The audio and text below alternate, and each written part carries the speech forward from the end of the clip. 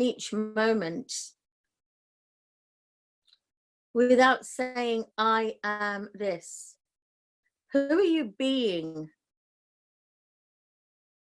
in the spaces between each spoken word, in the spaces between each heartbeat, in the spaces between words? Because it's the spaces that contain the beingness, which actually contains more essence and more power than the actual doingness.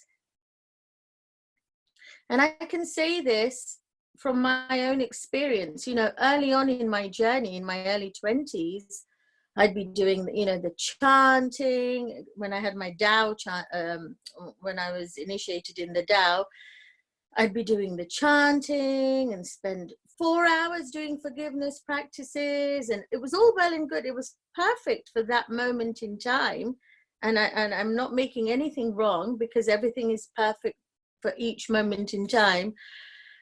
But it's like that was a lot of doingness, rather than now I can say, well, just be that forgiveness.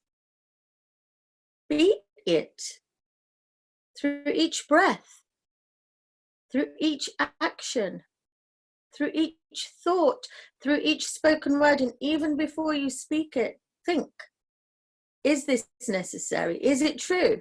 Do you really need to say this? Or will that little bit of silence in that moment hold more space than having to say what you need to say? Be your joy, is to be your love, is to be your reflection, is to be your Shakti, is to be the goddess in you, male or female, we all carry the seed, is to show you that you can overcome anything, because it is not circumstances, it's state of being. And even if you look at the picture behind me, all the circles around it are circumstances. Circumstances keep changing, but your state of being in that center point, in that point of light,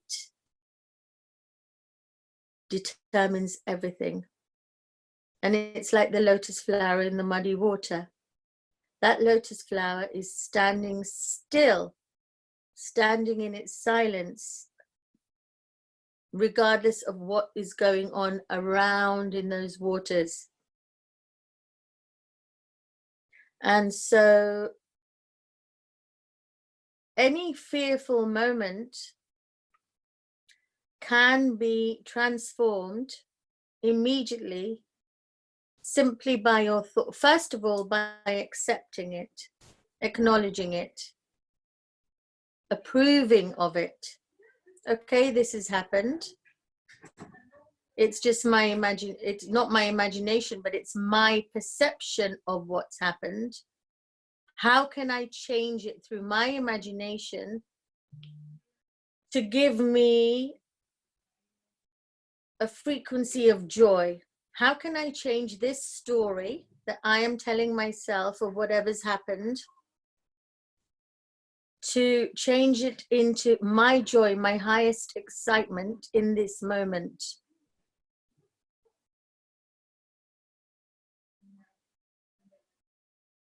And if you can do that in every possible thing, you're actually increasing your energetic frequency vibration, your toroidal field, this field I spoke about that's always going in, out, it expands because your aura expands, your light quotient expands, and you meet higher frequency vibrational aspects of yourself. And so you start receiving inner guidance, inner downloads, inner gnosis that's not going to come from a book or a course or anything else. And of course, we all use courses and tools and books. And I'm not saying there's anything wrong in any of that. We all use that. But eventually, you are to become that tool. And so I feel that my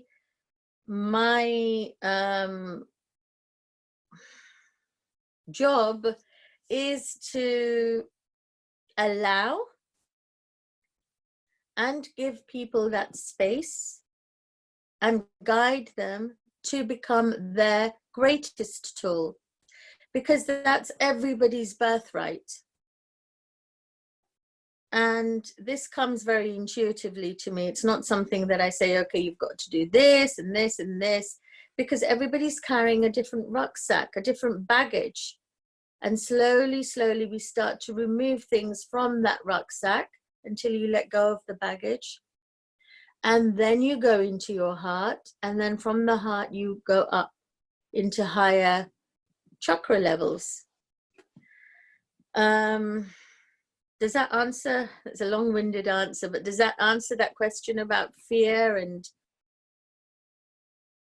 yeah, I mean, you know, you went like, you know, full circle to explain everything. And so I think that that's a really great response and a lot of insight on your personal story, and what qualifies you as, you know, such a healer and a person that's gone through a lot of obstacles, you know, a triumphant and just a wonderful, wonderful reflection of us all. So give so much thanks for that, sister. So I know we don't have you for long, so I wanted to get into some questions that some people had. There's actually a lot of them, but someone asked. I can actually, I don't mind. It's okay. Okay, yeah, no worries. So one person asked, question: what is your top tip? I'm sorry, what is your top tip for a Psychic 2 Destiny 3? Giving thanks. That one was from Sister Joa. 2 Destiny 3. Okay, so Psychic 2 is the moon sign, and Destiny 3. Wow, top tip. Well, you know what? It's amazing because you're the moon and you're Jupiter, so you're very the moon. Obviously, the moon cycles will affect you quite a lot. You're very emotional. But then know that your destiny number, which comes when you are about 35 years old, that you're going into your guruship, your mastership. And guru simply means, gu means darkness and ru means light. So like me, I'm also a Psychic 3. In order to find your light, you have to go through your darkness. And like I said, to accept all of that darkness, whatever comes, you know, whatever you face, whatever is coming, view it like a film that you're watching from the state of the observer. And that to not attach yourself too much to it. And this is very difficult to do from a human point of view, because we all, like I said at the beginning, we get into this I-ness. Oh, it's happening to me. It's I. These are my children. You know, if there's a beautiful poem written by Khalil Gibran from a book called The Prophet that says that children are born through you and not to you. And if we can even look at everything in life in that way, that things are happening through you, but not to you. So as a Psychic number 2, who tends to be, you know, they tend to be a little bit more on the emotional side. And I know I've got 3 number 2s in my home. But know that you are going to have that knowingness that you are going to go into you are going to turn into a guru. But you can only master your guruship because we are always our own guru, by acknowledging and accepting what is, from a point of view of that middle point of view of being the observer. Giving thanks. Yeah, giving thanks, wholeness. I had put your Instagram up so that people can contact you for consultations and schedule sessions with you, because you do give powerful transmissions, and very, very sound advice that people need to know about, and connect so many different dots as it pertains to genealogy and things of that nature. I remember talking to you a while back about the planet Mars and my personal experience with visiting Mars in the dream state. And it was so scary because it looked just like this, how it looks now, pitch black. Wow. And I only see this planet. And it was a random Tuesday night. And I was there and I was completely scared because I was like, oh crap, this is infinity. And then you look down, which is, oh my goodness, it was a lot. And so there's a lot to this genealogy that many people, they can't deny it, like that it works, it's them. But it takes a lot to click, to connect the dots, if one is not self-aware of who they are, their numbers and things of that nature. So could you give us some insight on psychic numbers as well as destiny numbers and what they mean? So the psychic number is the day you're born, the date that you were born, and that's very much to do with your general basic personality, your personal reality of day-to-day life.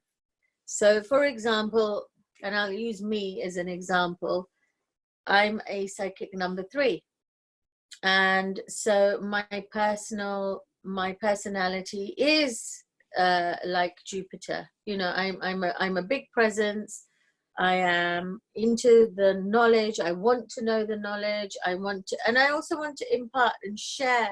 I love sharing knowledge because I just think, well, if I've got the knowledge, all is self, all my reflections need to know the knowledge. And that's the guru of the Jupiter.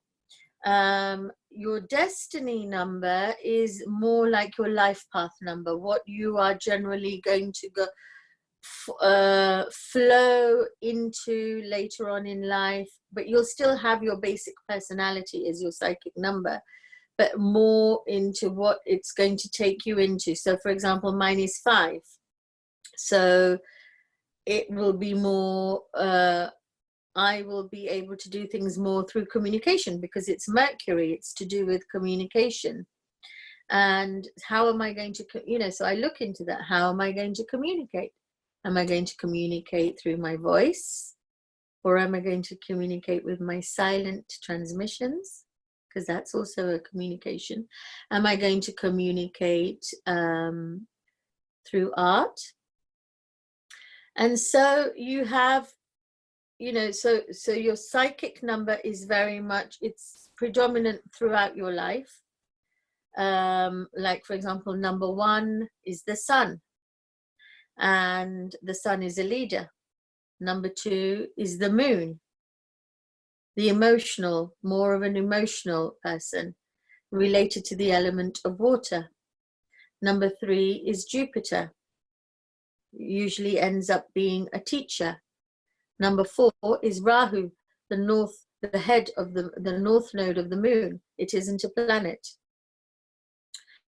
Number 5 is Mercury, which is the communicator and the planet that's nearest to the sun. So it can be very quick. Number 6 is Venus, the beautiful one. Venus needs to find the diamond, the beauty within it, so that she can exude her beauty on the outside. Number 7 is Ketu, the south node of the moon, the dragon's tail, the psychic. Rahu and Ketu work together in synchronicity.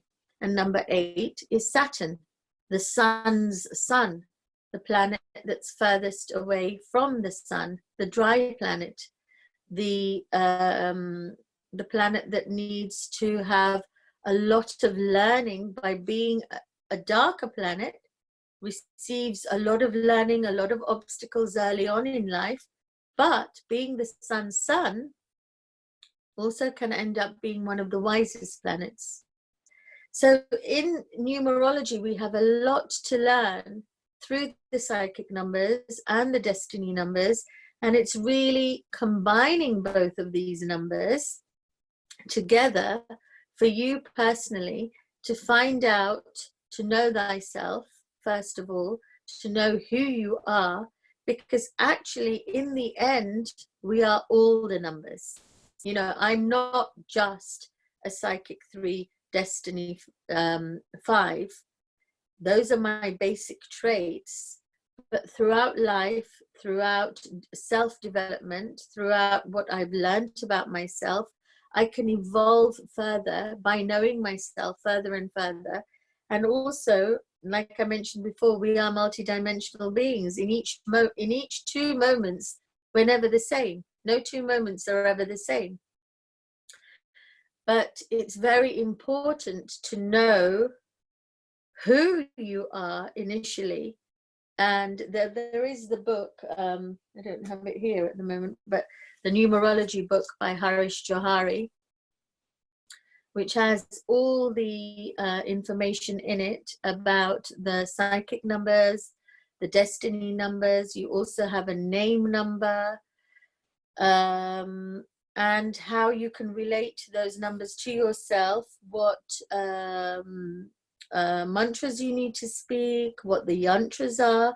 So a yantra is it's almost like the body.